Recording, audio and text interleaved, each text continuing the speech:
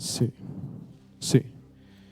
Buenas tardes, sean todos bienvenidos, bienvenidas. Por primera vez después de algunos meses vamos a retomar nuestra serie de Marcos. Hemos estado intentando predicar el Evangelio de Marcos bajo una serie titulada Fe en Acción. Hemos mencionado que el Evangelio de Marcos es pura fe, obrando y actuando a diestra y siniestra y por todos lados.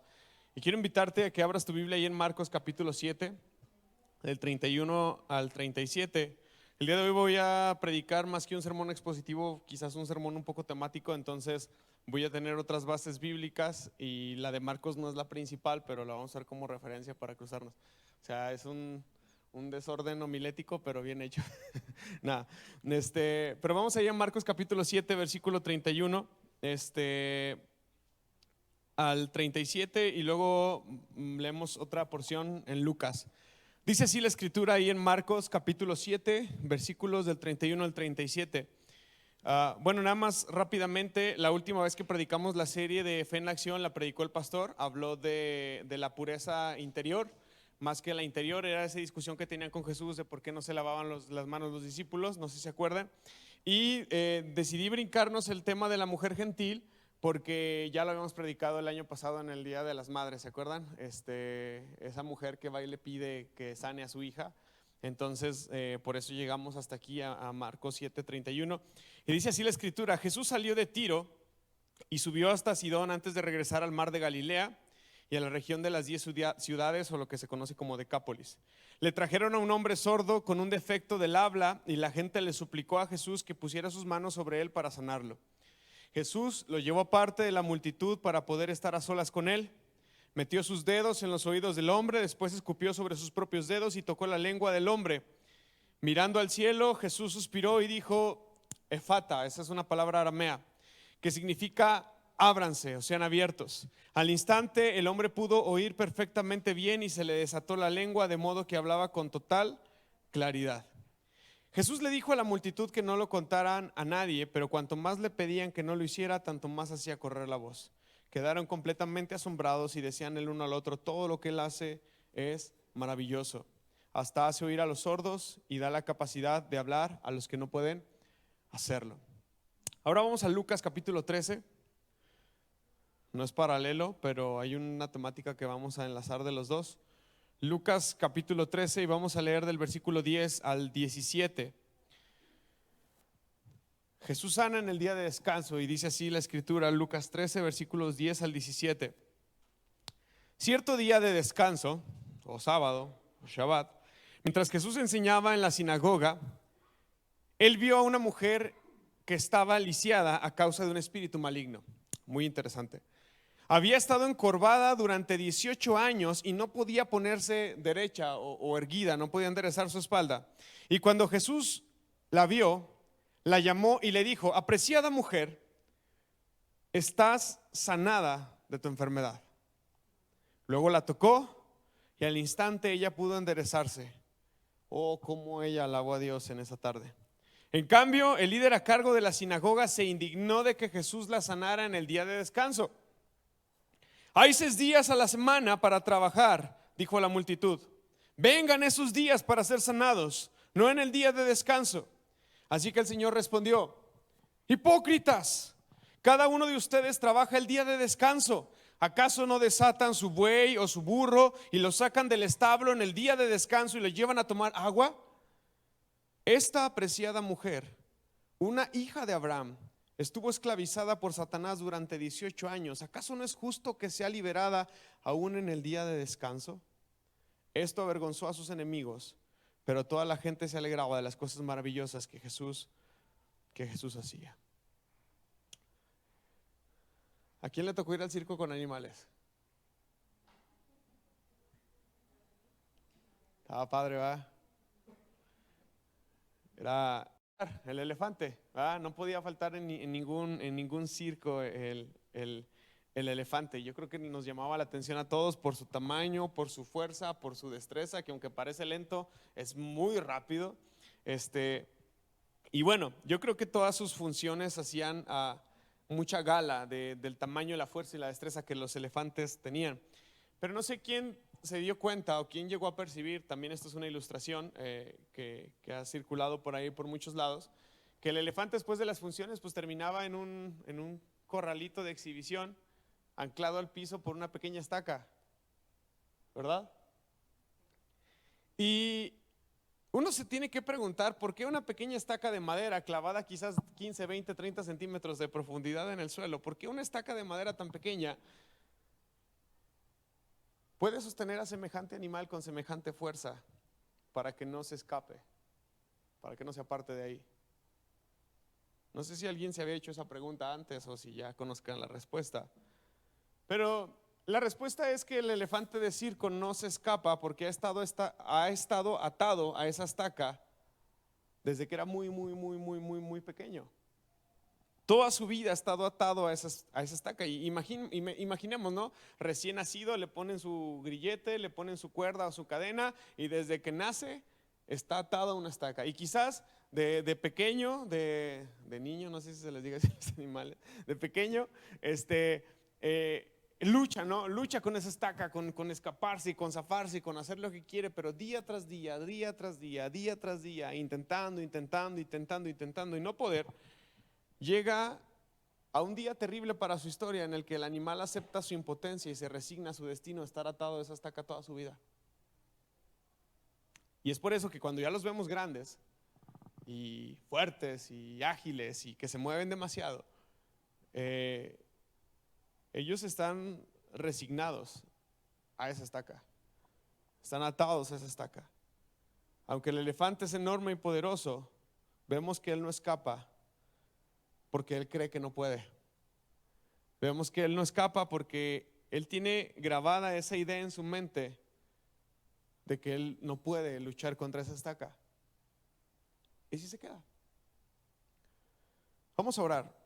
Señor, te damos gracias en esta tarde por tu presencia, por tu palabra, por tu espíritu que nos incomoda, que nos guía, nos enseña, nos muestra muchísimas cosas, pero sobre todo nos lleva a hacer lo correcto, Señor.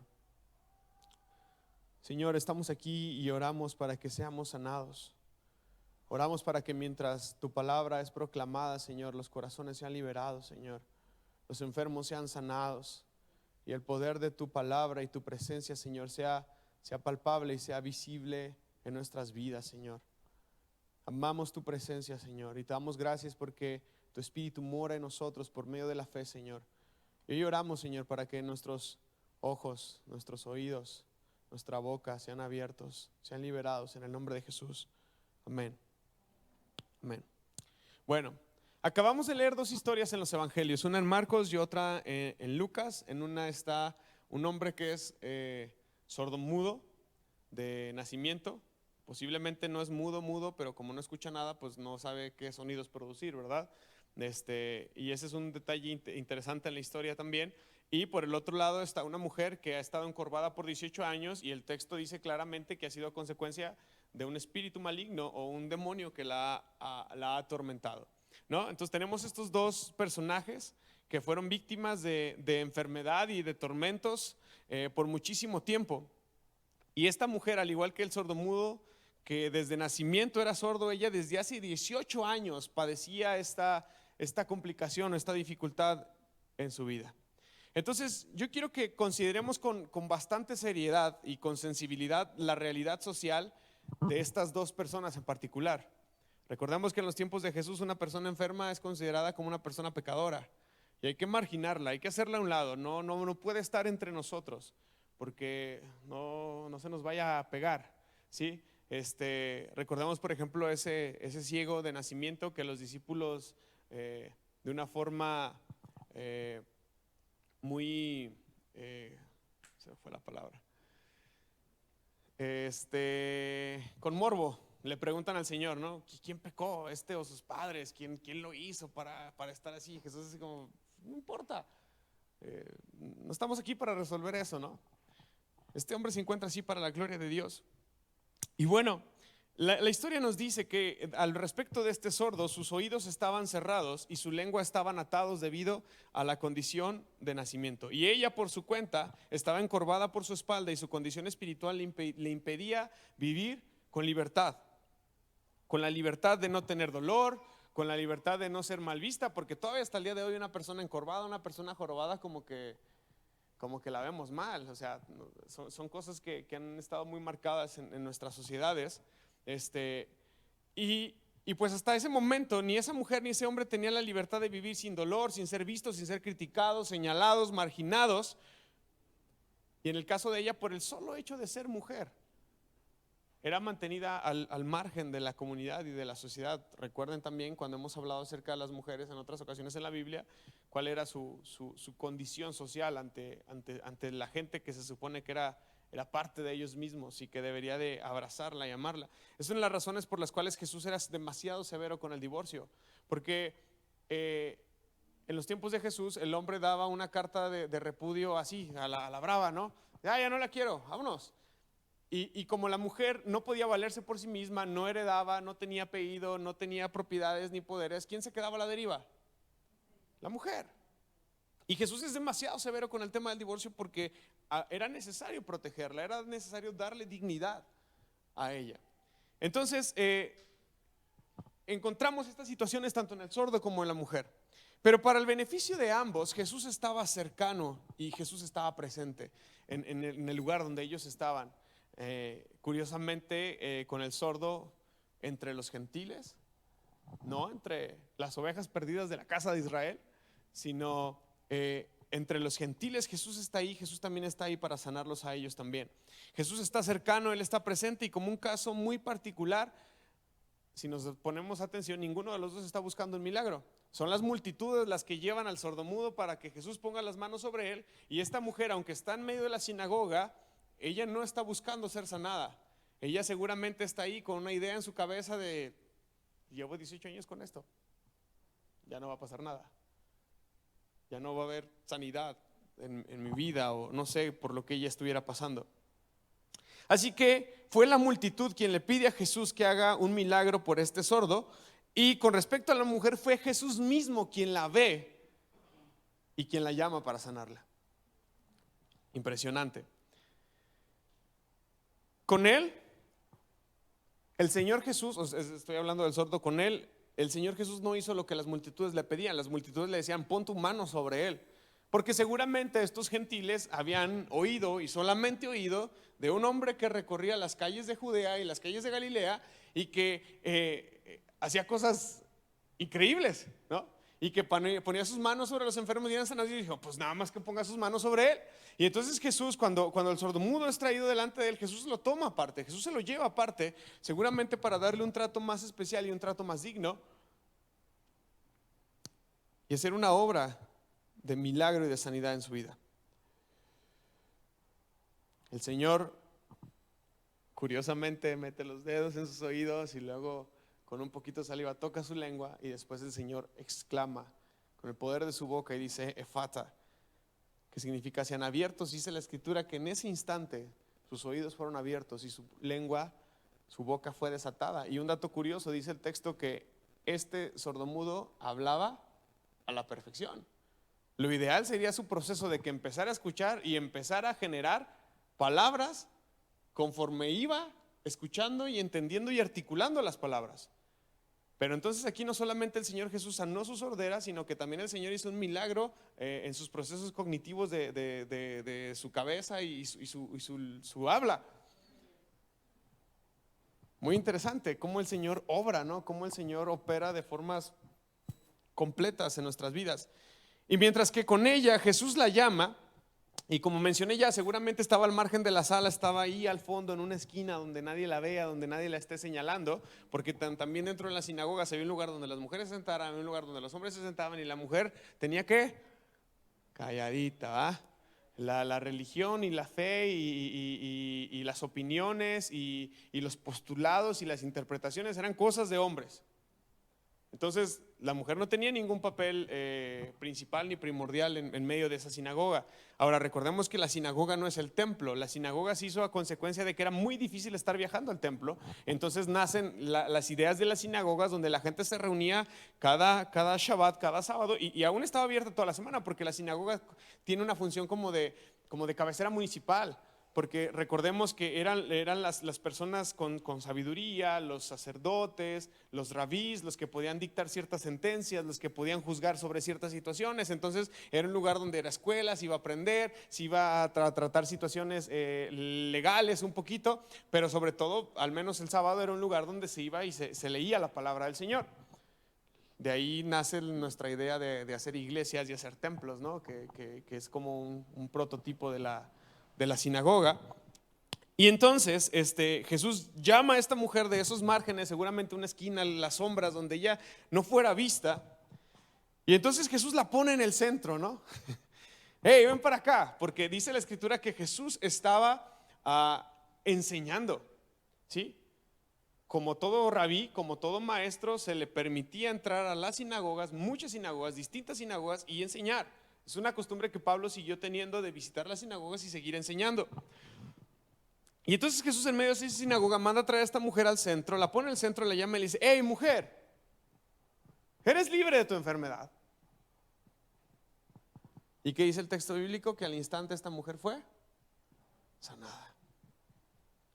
El asunto aquí es, y a mí me pasa, y más cuando tengo que predicar de Marcos, que ya llevamos muchos meses hablando, y a veces uno ve el milagro y dice: ay, como que esto ya hablé. O sea, como que a veces ver tantos milagros, ver tantas escenas, sentimos como una cierta cotidianidad de la escritura, del poder de Dios, que perdemos nuestra capacidad de asombro. No sé si a usted le ha pasado, ¿no? Que a veces leemos el texto y decimos: no, pues ya lo sabía, ya lo había leído, no hay nada de nuevo en este milagro, no hay nada de nuevo en este evangelio, en esta porción, porque creemos que ya lo sabemos todo. Nos acercamos al texto con cierta superficialidad.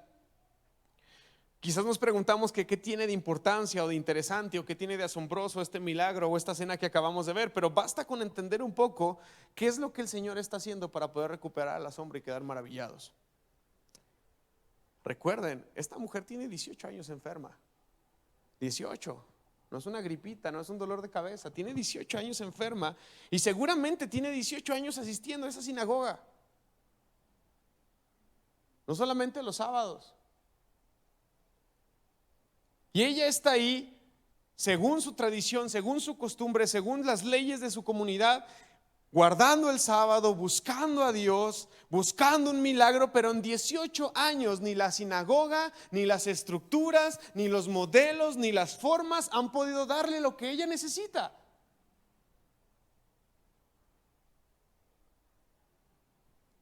Porque se tenía la idea de que los escribas también tenían una función como de ser ministros que con ayuda de Dios buscaban la sanidad de las personas. Entonces había ciertos elementos, ciertos personajes ahí dentro de las sinagogas, que si uno tenía enfermedad iba y buscaba, y esperando encontrar una intervención de parte de Dios en la vida de las personas.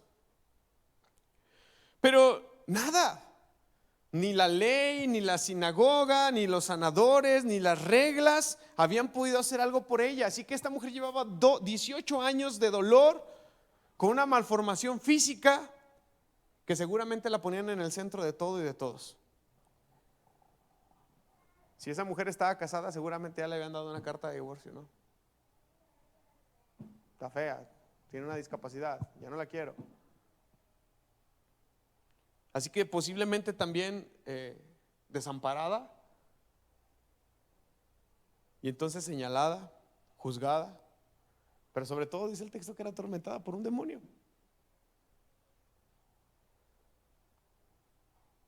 Que muchos años después, y como ya vimos en muchos textos de Marcos atrás, habían cosas que se las atribuían a los espíritus, pues porque en aquel entonces no había la capacidad clínica y médica que hay el día de hoy como para decir: esto es esto. No es tanto como por allá, pero aún así el Señor hacía la obra y Él hacía los milagros, ¿no? Esto tampoco quita que no pueda ser, y tampoco hace que sí sea. O sea, hay un amplio marco de posibilidades. Entonces, cuando por fin esta mujer puede ser sanada después de 18 años, cuando por fin esta mujer puede encontrar lo que tanto había estado buscando, y cuando ya es sanada, ¿qué pasa según la historia? alaba a Dios y se levanta el encargado de la sinagoga. Se levanta el encargado de la sinagoga, el líder, y explota, ¿no? Explota y bien maduro, bien profesional, bien con sus emociones bien claras, ¿no?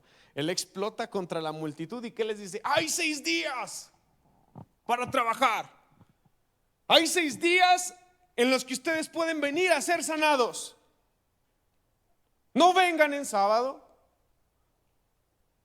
porque hay 6 días en los que ustedes pueden venir a ser sanados. Imagínese, hermano, ¿cómo podría sentirse esa mujer? Se acaba de ser sanada, está glorificando a Dios y en eso se levanta una voz en medio del auditorio y ¡no! Eso que te acaban de dar, no.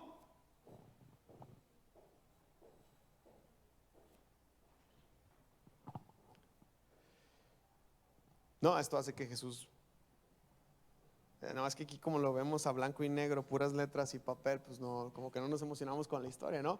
Pero ahí hay signos de exclamación. Jesús dice, hipócritas. No dijo, estos hipócritas. Seguramente estaba enojado, estaba molesto. Y Jesús tiene que levantar la voz y decir, hipócritas.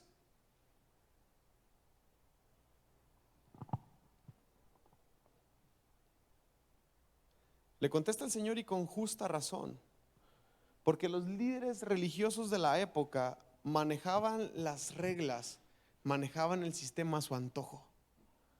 Todas las veces que tú encuentras que Jesús se enoja en los evangelios, porque sí se enoja y a veces actúa con violencia, es debido a la corrupción del sistema, debido a los falsos, debido a los hipócritas, debido a los que abusan del sistema, debido a los que oprimen a los marginados. Cuidado con hacer enojar a Dios, hermano, Cuidado con que uno se ande queriendo creer mejor que los demás y yo sí, tú no, y lo uso a mi manera y es una cosa bien delicada. Esa gente que se mete a las iglesias a dividirlas, o la gente que intenta hacer una iglesia por su mera conveniencia, les va mal porque es meterse con Dios, es meterse con lo que el Señor hace, con lo que el Señor ama. Y entonces el Señor Jesús explota en furia y Él dice, hipócritas, ¿acaso para ustedes es más importante un buey o un burro? Porque a él sí lo desatan, ¿verdad? Ahí sí salen de su tienda y le quitan su cuerda, hacen esos trabajos extraordinarios que no se deberían de hacer para poder llevarlo hasta un lugar donde haya que tomar y le dan de tomar y se regresan. Eso para ustedes no es pecado, pero es pecado que yo venga a liberar a una mujer que tiene 18 años enferma. ¿Entienden la molestia?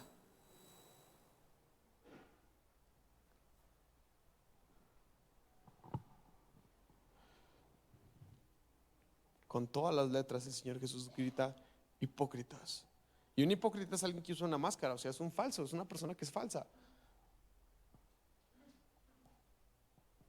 Vienen aquí, según ustedes, a defender a su gente, a servir a su gente, pero no se sirven más que ustedes mismos.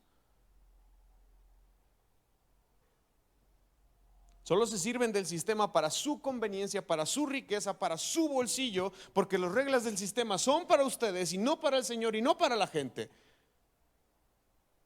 Y el Señor Jesús nos dice que hay que amar a Dios y hay que amar al prójimo.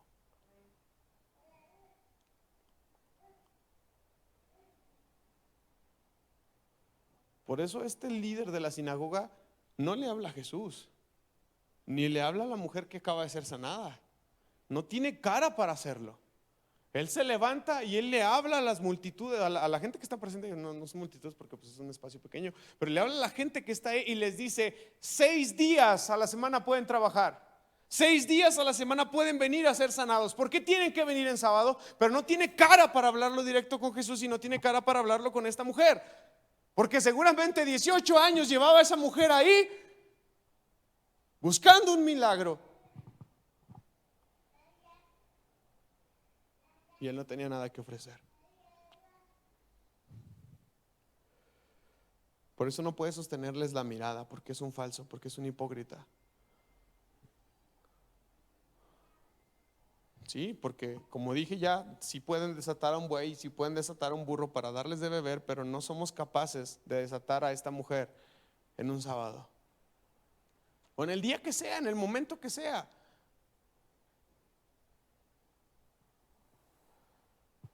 Y mira lo que dice el versículo 16.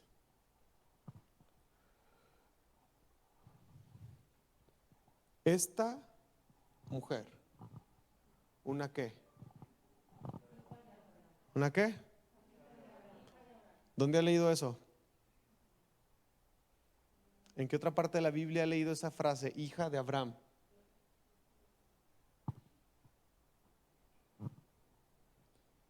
¿Existe o no existe? Existe con saqueo, con saqueo, pero dice hijo de Abraham. Pero lo interesante es que está hablando Jesús con una mujer. Una mujer que no tiene apellido, que no tiene herencia, que no tiene tierras, que la descendencia en un sistema patriarcal machista como el judío, no pasa el apellido por ella ni las bendiciones. Tienes que estar casada con un hombre para que te alcance la herencia, te alcance la bendición, te alcance algo que Dios tenga para ti. En medio de un sistema así, Jesús dice, esta mujer, aunque les cueste, aunque no les guste, aunque la marginen y aunque la hagan a un lado, es hija de Abraham, igual de hermana que todos ustedes.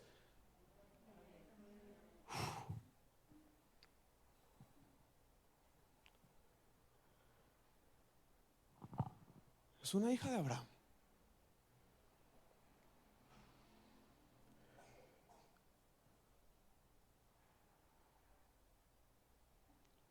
Es una hija de Abraham.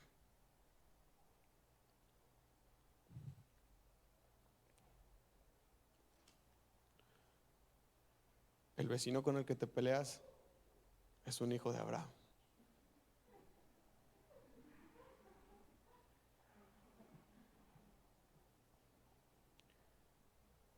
Esas personas que no soportas y que no toleras y que le dices, Señor, mándale tu fuego, por favor. Es un hijo de Abraham. Y el Señor Jesús tiene que pararse en medio de la sinagoga y decir, esta mujer a la cual ustedes han marginado y han dicho que no tiene derecho y que no merece ser sanada, es una hija de Abraham. Y merece las promesas, y merece las riquezas, y merece todo lo que Dios le ha prometido a Abraham, también es para ella. Qué precioso término.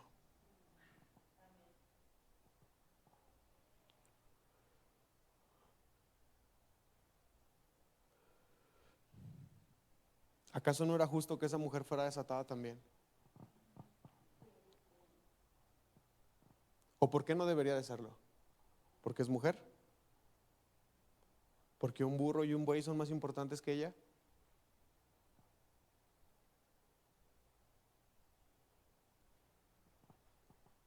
Así que este relato de Lucas, al igual que el relato de Marcos que leímos al principio, utilizan una misma palabra griega en particular, una palabra que les puse ahí en la portada de la predicación. Las puse cómo se escribe en griego y cómo se lee o cómo es la fonética. Luo. Luo. Lo, perdón.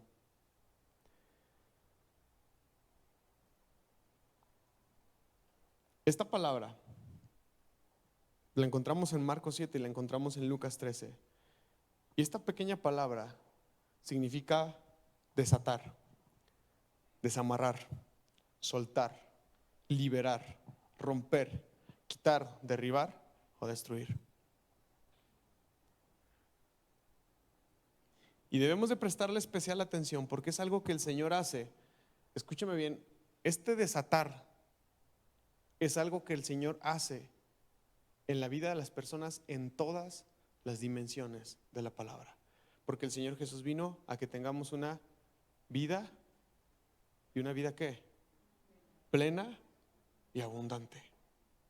No nada más vino para que tengas salvación, para que medio te vaya bien y el día que te mueras ahora sí ya empieces a disfrutar de las cosas que el Señor tiene para ti. el evangelio, el verdadero evangelio, el evangelio que el Señor Jesús predica, Él vino a darnos una vida plena y en abundancia. No solamente tiene que ver con la espiritualidad y no solamente tiene que ver con la eternidad, tiene que ver con todas las áreas de nuestra vida, una vida plena y una vida abundante. Así que este desatar de Dios, este desatar de Dios, este desatar de Jesús sobre las personas es un desatar integral. Tiene que ser integral, porque si el Señor viene y interviene en tu vida, va a intervenir en todas las áreas donde le permitamos. Pero Él lo va a hacer. Por ejemplo, el Señor nos desata y nos libera a la luz de estos textos en las cuestiones físicas o de salud, ¿no? Los oídos de este sordo fueron abiertos y su lengua, ahí está la palabra que les digo, luo, fue desatada. Dice la escritura que su lengua fue desatada. En particular con la mujer dice la escritura que su espalda fue restaurada. Dígame usted si el desatar de Jesucristo, el liberar, el desatar que Él hace en nuestra vida, tiene o no tiene que ver con las cuestiones físicas, de salud, integrales de nuestro cuerpo. Ahora, también tiene que ver con las cuestiones espirituales, porque según el Evangelio de Lucas, esta mujer se encuentra así a causa de una cuestión espiritual, a causa de un demonio que la posee. Entonces el Señor Jesús viene y no solamente la restaura físicamente, sino que el Señor la libera de ese demonio. Así que dígame usted si el desatar del Señor no solamente tiene que ver con la dimensión física, sino también tiene que ver con la dimensión espiritual. Claro que sí. Pero no solamente el Señor los libera de esas cosas, el Señor también libera a esta mujer de la estructura religiosa opresora que no servía más que para unos cuantos. Una estructura que juzgaba y una estructura que solamente buscaba sus propios intereses y sus propios beneficios. El Señor Jesús viene y dice: esta estructura no funciona, yo te voy a rescatar de esta situación. Entonces el Señor Jesús también viene y nos libera de esas cosas, porque Él también cambia acá arriba. Él también cambia nuestra manera de pensar, nuestra manera de percibir, nuestra manera de entender las cosas. Pero también el Señor viene y cuando nos desata, Él nos libera de un sistema que a veces es corrupto, que es falso, que solamente busca su bien propio, su bien personal por encima del prójimo, por encima de la comunidad. Y por eso el Señor Jesús tiene que confrontar y decir: oigan, ¿a poco es más importante tu buey y tu burro que esta mujer?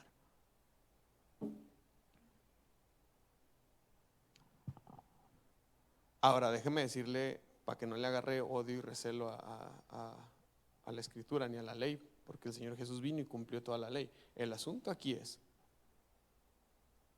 que a estas alturas del primer siglo se habían permitido muchas escuelas de pensamientos. Por eso existían los fariseos, los esenios, los saduceos, los maestros, los rabís y un montón de variantes más que habían en el primer siglo, y todos ellos se les permitía interpretar la ley. Y había una regla, había un principio básico, y era que donde la ley no es clara, yo le pongo de mi parte. Entonces, la ley sí dice: vas a guardar el sábado. Ellos le agregaron: no puedes caminar más de 2 kilómetros, no puedes hacer esto, no puedes ir para acá, no puedes ir para allá, según su criterio y según sus ideas. Entonces, no son mandamientos divinos, sino eran mandamientos humanos. Y hay que aprender a diferenciarlos, porque tampoco vamos a agarrar un recelo contra la escritura que sigue siendo hasta el día de hoy real y palpable para nuestra vida y para nuestra forma de vivir. Tenemos que aprender a diferenciar entre lo que se conoce como la ley de Moisés y la ley oral, que era la que le agregaban y terminaban con unas cargas enormes las personas que no podían cumplir. Un ejemplo de eso es el texto anterior de Marcos, donde: hey, ¿por qué tus discípulos no se lavan las manos para comer? Y el Señor Jesús dice: ni siquiera han entendido la ley de la pureza.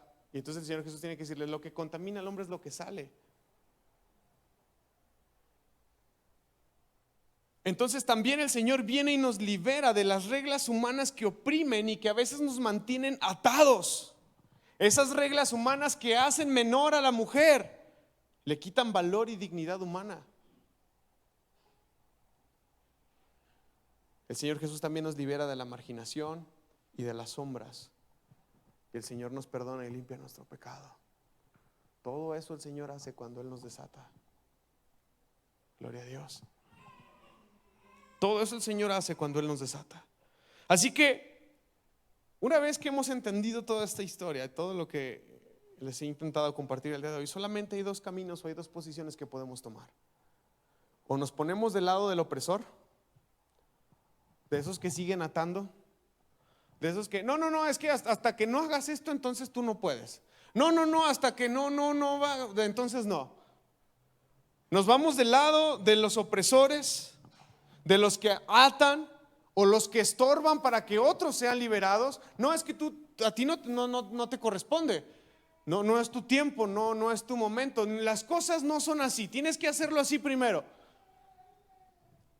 Esas personas que al estorbar pueden hacerlo de forma muy consciente, de forma muy inconsciente, pero aún así lo hacen. Como este hipócrita de la sinagoga, o como los que saben que tienen que hacer algo y no lo hacen, porque también Santiago dice eso, ¿no? También es pecado que aquel que sabe lo que tiene que hacer y no lo hace.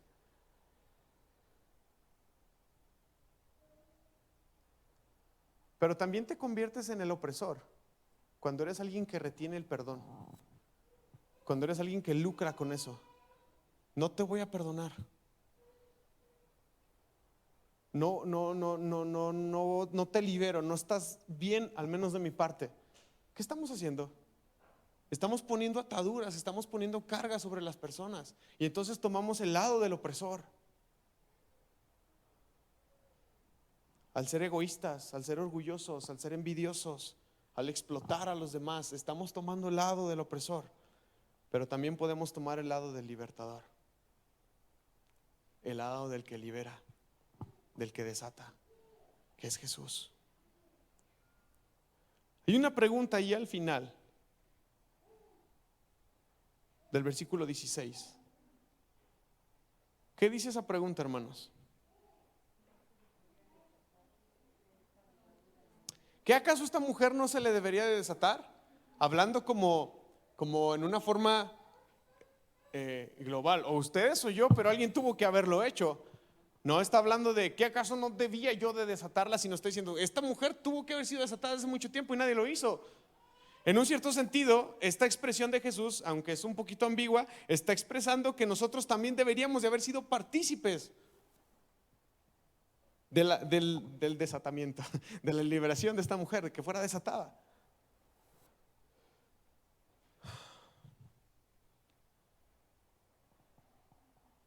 Mira lo que dice Mateo 18.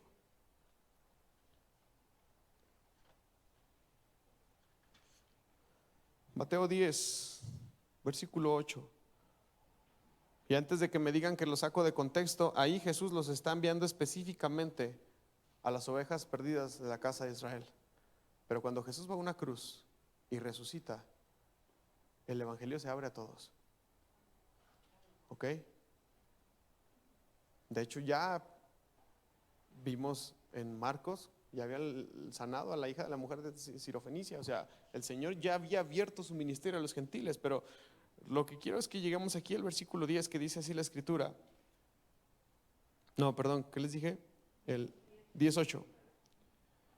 Sanen a los enfermos, resuciten a los muertos, curen a los leprosos y expulsen a los demonios. Den tan gratuitamente como ustedes han recibido. Así que aquí hay una invitación del Señor para hacernos del lado del libertador, ¿sí? Para tomar partido de con Él. Y el Señor nos dice: sanen a los enfermos, resuciten a los muertos, curen a los leprosos y expulsen a los demonios. Den, ofrezcan, entreguen tan gratuitamente como a ustedes les ha sido entregado gratuitamente. Precioso.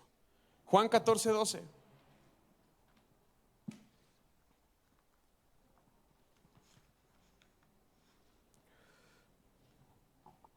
Les digo la verdad, todo el que crea en mí hará las mismas obras que yo he hecho, y aún mayores, porque yo voy a estar con el Padre.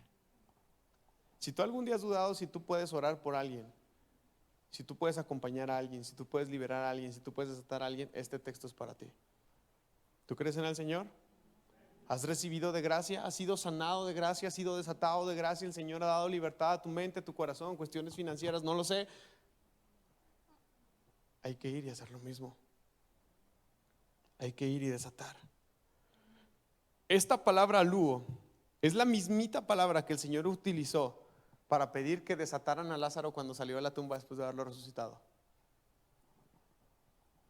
Sale Lázaro, toda una momia así, todo vendado, y dice: luo, desátenlo, libérenlo, quiten esos lazos. Es la misma palabra que en hebreo el Señor utilizó para decirle a Moisés: quítate los sandalias de tus pies, desata tu calzado, porque el lugar que tú estás pisando es un lugar santo. Es la misma palabra que en Efesios 2:14 dice que el Señor es nuestra paz y que de ambos pueblos hizo uno, derribando luo, la pared intermedia de la separación, destruyendo, desatando, derribando esa pared que nos separaba o que nos alejaba de Dios y entre nosotros y el pueblo que Él había escogido como predilecto. Es la mismita palabra que en 1 de Juan 3:8 dice que el Señor Jesús vino para luo, para deshacer o desatar las obras ¿de quién? Del diablo, el demonio. ¿A qué vino el Señor Jesús? A desatar. Y Él nos invita a nosotros también a desatar. Y hermano, allá afuera, inclusive también tristemente, posiblemente dentro de aquí y dentro de muchas congregaciones, hay mucha gente allá afuera con ataduras como ese elefante con el que empecé este sermón. Gente que ha estado atada desde niña. Gente que ha sido prisionera de las palabras de menosprecio de sus padres. Tú no puedes, tú no sabes, tú no vas a llegar a ser nadie en la vida, eres esto, eres aquello. Gente que ha sido atada por la violencia, por los abusos. Gente que está enferma. Gente que sí está poseída. Hay mucha gente allá afuera que está atada de muchas maneras. Pero el Señor Jesús dice que nosotros podemos hacer lo mismo que Él hizo y más, si creemos en su nombre. Y que nosotros podemos dar de gracia lo que de gracia hemos recibido. Y si el Señor a ti te ha sanado de un abuso, si el Señor a ti te ha sanado de alguna situación que hayas vivido en tu vida, tú estás listo, tú estás capacitado para ir a sanar a otros. Pero es que no me siento listo, pero es que esto, pero es que aquello. Recuerda, somos sanadores heridos.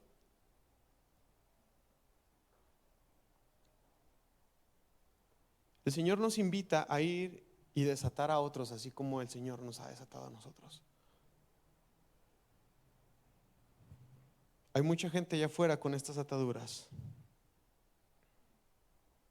de tanto tiempo que hoy en día parecen enormes e imposibles de romper. Hay mucha gente que podemos liberar con un simple perdón. Discúlpame, te perdono, con un abrazo, con la humildad para reconocer algo. No seas de los que le niegan esa oportunidad de ser liberado a alguien. O a lo mejor tú dices: es que yo no puedo orar por un enfermo y sanarlo. O a lo mejor yo no puedo echar fuera un demonio. Pero ya viste que hay muchas ataduras que sí podemos tratar. Inténtalo. El Señor te respalda. Ve y ora por ese enfermo. Ve y ora por esa persona que tiene problemas quizás mentales, quizás espirituales. Descubre cómo puedes ser útil para el reino y cómo puedes desatar, así como el Señor nos ha invitado a desatar. Hay gente que podemos desatarla con una palabra de afirmación. Tú sí puedes. Dios te ama. Yo también. Hay gente que podemos desatarla con acompañamiento, estando presentes, haciéndoles saber que son importantes. Hay personas que podemos desatar simplemente viéndolas, acompañándolas, con dignidad humana. con valor. Hay gente que podemos desatarla haciéndole saber que no está sola. Pero sin duda alguna todos pueden ser desatados haciéndole saber la buena noticia del Evangelio. Porque ¿qué dijo el apóstol Pablo? No me avergüenzo del Evangelio, porque esta buena noticia, este Evangelio, este mensaje es poder de Dios para salvar. Y si tenemos ese poder de Dios a nuestro alcance, ¿por qué no utilizarlo? ¿Por qué no ir y liberar a otros? Claro, todo esto en el nombre de Jesús.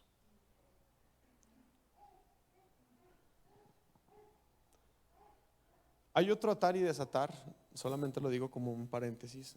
Quizás el próximo domingo hablemos de eso, donde el Señor dice: y todo lo que atares en los cielos va a ser atado en la tierra, y todo lo que desates en la tierra va a ser atado en los cielos. Ese atar es la misma palabra, es luo, pero tiene un carácter rabínico como jurídico. Tiene que ver con la capacidad de admitir, prohibir o permitir cosas.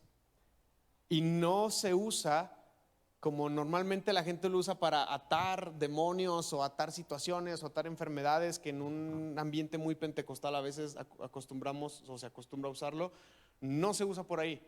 Ojalá y podamos hablar de eso para educarnos un poquito y aprender, pero al menos sí podemos desatar, así como vimos aquí. ¿Qué les parece si nos ponemos de pie y vamos a orar?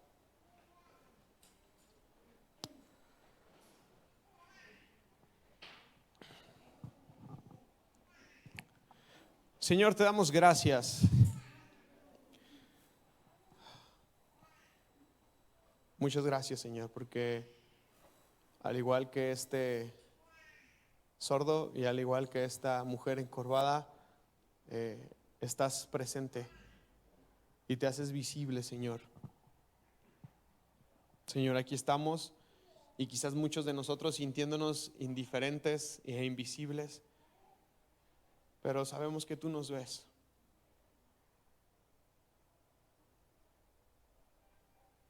Señor, quizás tú nos has desatado y nos has liberado hace mucho tiempo atrás, pero como ese elefante no hemos sido capaces de creer que podemos. Y Señor, yo te pido hoy, en esta tarde, en el nombre de Jesús, que tu Espíritu traiga convicción de sanidad y libertad, en el nombre de Jesús. Que mientras seguimos proclamando tu palabra y orando, Señor, seamos liberados, Señor, con el poder de esa buena noticia, Señor. Sana nuestros corazones, Señor. Desátanos, Señor, de los sistemas opresores, de las ideas corruptas, de las ideas de maldad, de abuso, de violencia que quizás hemos normalizado en nuestros hogares, en nuestra vida. Libéranos de eso, Señor, y permítenos, Señor, ir con humildad y con amor, Señor, a desanar, a levantar, a resucitar, a liberar a otros, a desatar a otros, en tu nombre, Señor. Oro, Señor, para que seamos una iglesia sana, capaz de sanar a otros. Oro, Señor, para que seamos una comunidad, una iglesia vulnerable, una iglesia que es ejemplo, una iglesia que es sensible a tu voz, una iglesia con la que te agrade trabajar, una iglesia que honre tu nombre, Señor.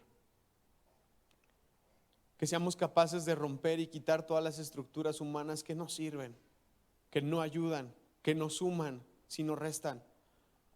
No permita, Señor, que tomemos lado o partido del opresor. No permitas que con nuestra omisión o nuestro silencio, Señor, sigamos atando a otras personas. Ayúdanos a tener misericordia de otros, así como tú has tenido misericordia de nosotros. Danos un corazón afable, Señor, con ánimo de servir, de amar, de cobijar. Señor, libéranos, desátanos. Sánanos, Señor. En el nombre de Jesús. Amén. Amén.